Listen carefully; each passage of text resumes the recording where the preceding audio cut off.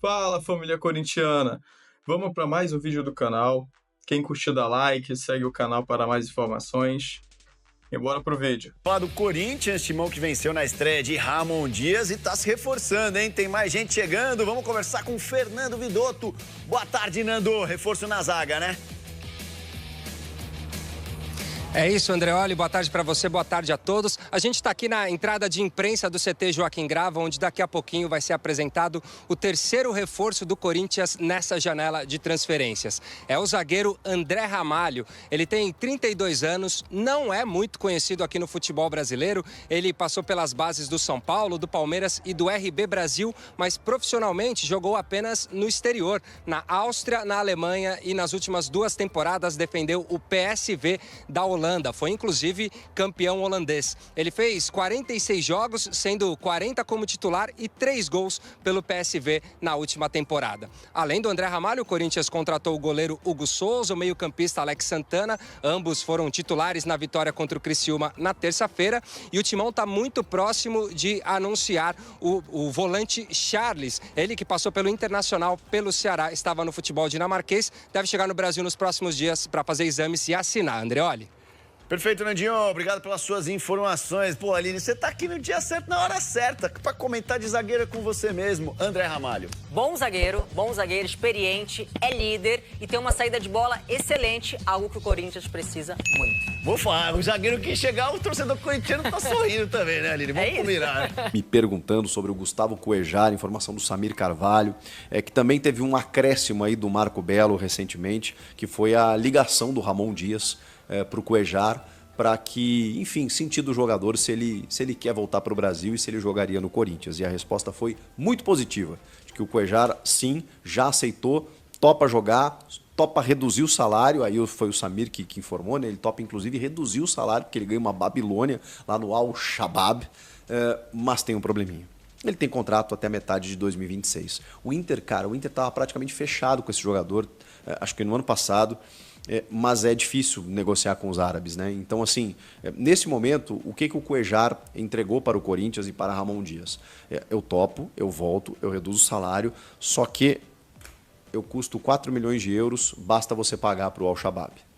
Porque não é o jogador que vai pagar, muitas vezes isso acontece, né, do próprio bolso para que ele possa se liberar.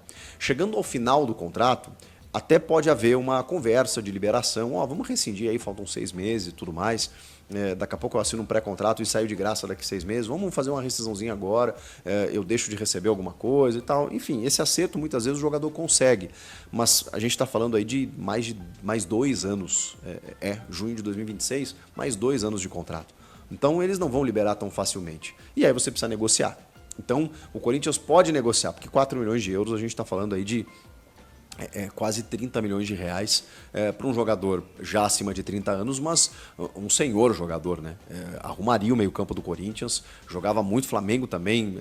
O Marcos Braz fala o tempo inteiro que tem uma prioridade quando ele voltar para o Brasil, mas o Cuejar, repetindo, já deu o ok para voltar para o Corinthians, se for o caso, desde que haja o acerto com o Al-Shabaab. E essa ponta é importante, é difícil, o Corinthians vai tentar, mas a gente sabe que, enfim, é muito complicado, nenhum clube conseguiu ainda tirar ele de lá. Ele já topou em voltar para o futebol brasileiro. Quem está capitaneando isso é claro que é o Fabinho Soldado, tem uma relação com o Cuejar desde os tempos do Flamengo e até por essa relação próxima está tentando essa negociação. Vamos ver o que acontece nesse sentido. O Corinthians perdeu mais um jogador, mas esse era esperado, né?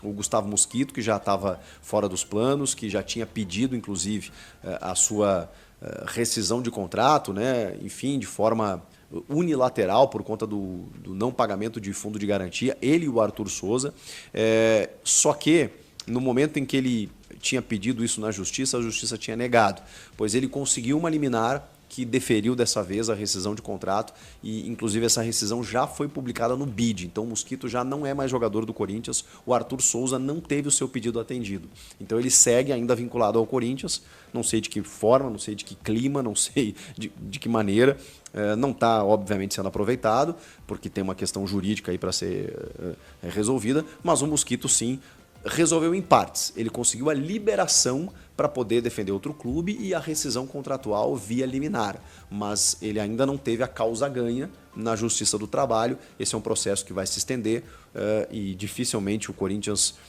vai conseguir ganhar muita coisa, porque não pagamento de fundo de garantia é um ativo bem importante assim, nesses processos aí, né? Normalmente o jogador, o funcionário, o colaborador tem ganho de causa nesse sentido. Mas enfim, o fato é que o Mosquito já foi embora e o Corinthians inclusive já contratou outros jogadores, não para essa função, né? Mas pode ser que cheguem aí, né? Porque é uma questão, você perde aqui, você tem que repor, não tem jeito.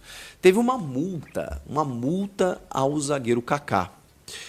O clube ficou incomodado com a maneira como o Kaká se dirigiu aos jornalistas, à imprensa na zona mista no dia de ontem. Eu sei, já falei sobre isso, que o torcedor adorou o que ele fez. Mas não cabe, né, gente? Não cabe para um jogador profissional defendendo um clube do tamanho do Corinthians. Ainda mais da maneira como ele fez. Foi uma maneira premeditada, ele pediu para os assessores para falar, chegou na zona mista e proferiu aquela frase.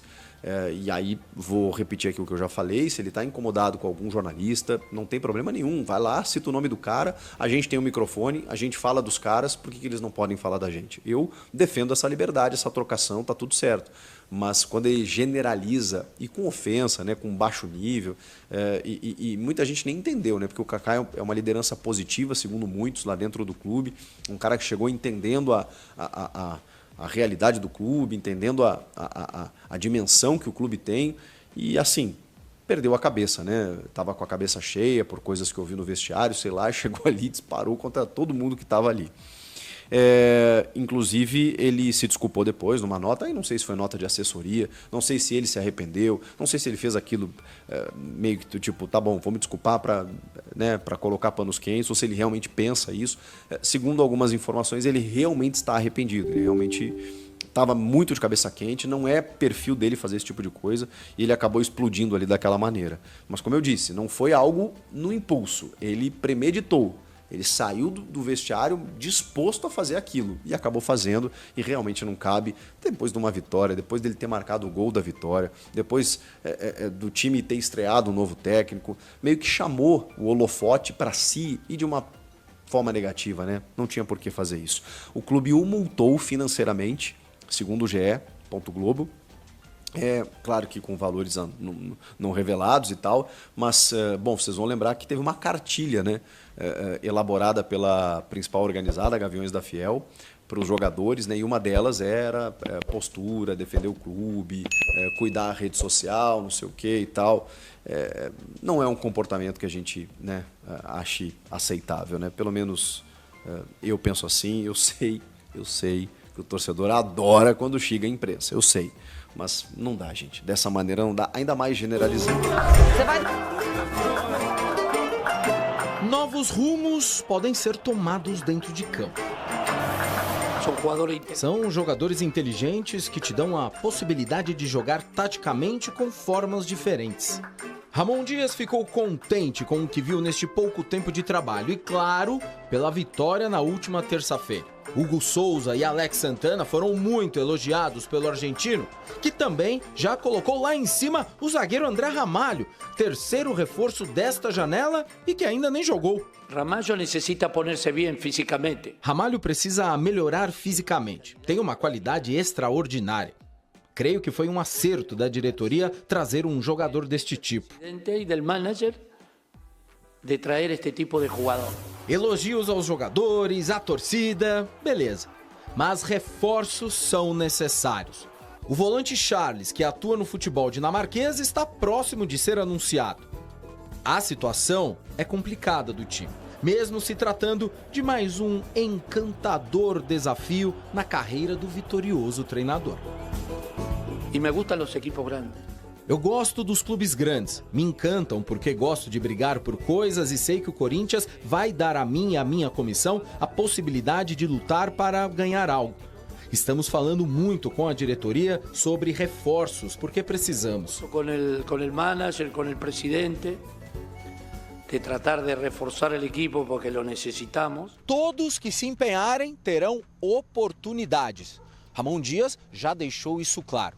E o jogo contra o Bahia é mais uma chance aos que querem mostrar serviço no Corinthians. Todos vão ser protagonistas.